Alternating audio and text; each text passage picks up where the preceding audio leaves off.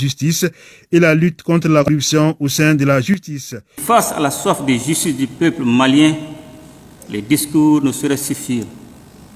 Ensemble, nous devons donc poursuivre la réforme déjà entamée dans le secteur de la justice qui, rappelons-le, regorge de nos magistrats intègres, soucieux du devenir de la famille judiciaire et pour lesquels le changement de la justice ne doit nullement être un vain mot. Au-delà des engagements individuels, le changement tant souhaité doit être porté collectivement par une prise de conscience générale. De nombreuses mesures d'accompagnement pour y arriver sont déjà en cours. Il s'agit entre autres de l'augmentation progressive du budget alloué à la justice et des meilleurs traitements salariaux des acteurs de la justice. Nous ne perdons également pas de vue l'adoption de législation appropriée allant dans le sens de la bonne distribution de la justice, facteur de prise de décision de bonne qualité par les magistrats. Cette dynamique connaîtra sans doute son point culminant avec la forte implication des organes de contrôle et de vérification de bonne marche de l'activité judiciaire. Si certaines dérives sont constatées ça et là, cet état de fait ne pourrait entacher tout le système car le courage, l'abnégation et le sens de la personnalité et du devoir bien fait sont aussi des réalités appréciables dans le système de la justice. Alors, une plus grande attention devra être accordée aux personnels exemplaires de la justice en termes de promotion et de distinction des mérites. Il s'agira plus concrètement pour la hiérarchie judiciaire chargée d'examiner les recours d'être plus attentive à la transparence des décisions de justice. La hiérarchie est également exhortée à notifier le bon travail aux fins de promotion. C'est à ce prix que le renouveau de la justice se fera. Selon son président, en 2021, la Cour suprême a reçu 664 dossiers en matière pénale, civile, commerciale et sociale, dont 620 sont déjà traités. Les 44 autres dossiers restants sont en instance. La plus haute juridiction du pays demande la construction de nouvelles infrastructures judiciaires, un financement conséquent, plus de ressources humaines, l'accélération des procédures judiciaires, l'adoption d'une loi portant statut du juge des comptes, la création d'un centre de documentation des doléances dont le président de la transition a pris bonne note avant de signer les plumitifs. La Cour suprême pour parler des opportunités que la rentrée des cours et tribunaux offre aux principaux acteurs de la justice. Selon les informations recueillies par notre reporter Adama Djimde, cette rentrée est une occasion de rencontre et d'évaluation du chemin parcouru pour les acteurs de justice. Cette année, le thème retenu est une justice plus proche du citoyen, problématique d'une saine distribution de la justice.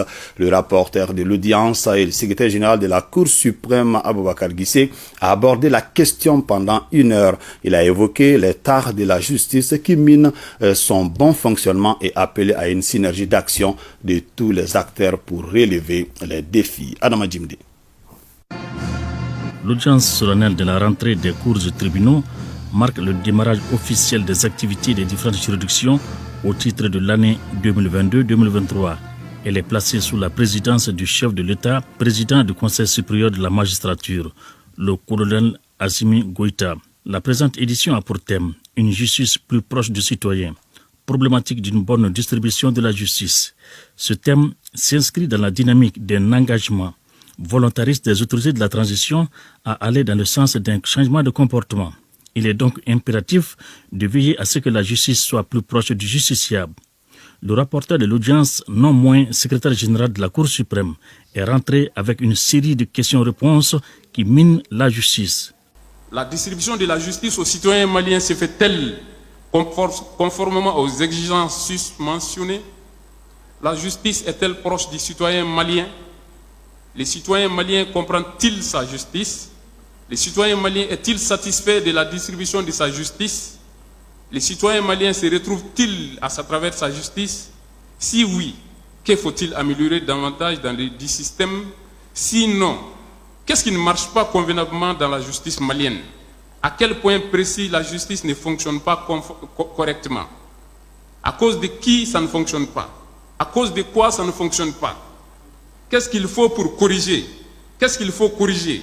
Pourquoi faut-il corriger? Comment faut-il procéder pour corriger? Qu'est-ce qu'il faut corriger? Enfin, nos minutieuses investigations tendant à répondre à ces nombreuses interrogations nous ont révélé en toute objectivité que les différents régimes du Mali ont tous œuvré pour la bonne distribution de la justice. Mais à présent, de nombreux obstacles entravent la bonne distribution de la justice. Ces obstacles sont généralement relatifs à l'accès à la justice et à la compréhension même de la justice au Mali. La rentrée judiciaire demeure une tribune d'évaluation, d'introspection, de questionnement et d'interrogation quant à la pratique de tous les acteurs de la justice. Aujourd'hui, l'insécurité fait que plusieurs juridictions sont redéployées ailleurs. Pour le magistrat Guissé, que vaut une décision prise dans ces conditions? L'insécurité qui sévit dans les zones du nord et celle du centre du Mali, et même maintenant dans toutes les zones de conflit, contraint les personnels judiciaires de ces zones à fuir ou à se replier sur les juridictions des grandes villes. Qu'en est-il de la légalité des décisions rendues par ces juges en dehors de leur siège, souvent même en dehors de leur ressort? Par ailleurs, la lenteur de la justice l'éloigne elle aussi dangereusement du citoyen.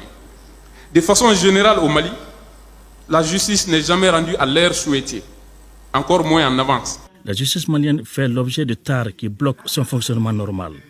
L'insuffisance numérique du personnel des juridictions occasionne l'engorgement de celles-ci, la lenteur des procédures et la mauvaise qualité des décisions judiciaires. L'insuffisance numérique des auxiliaires de justice rend difficile et coûteux la représentation des justiciables à l'intérieur du pays, les mêmes avocats pouvant être sollicités par les deux parties au procès. Le rapporteur Guissé s'est interrogé sur la nature de l'indépendance de la justice avec la présence des non-magistrats au sein du Conseil supérieur de la magistrature.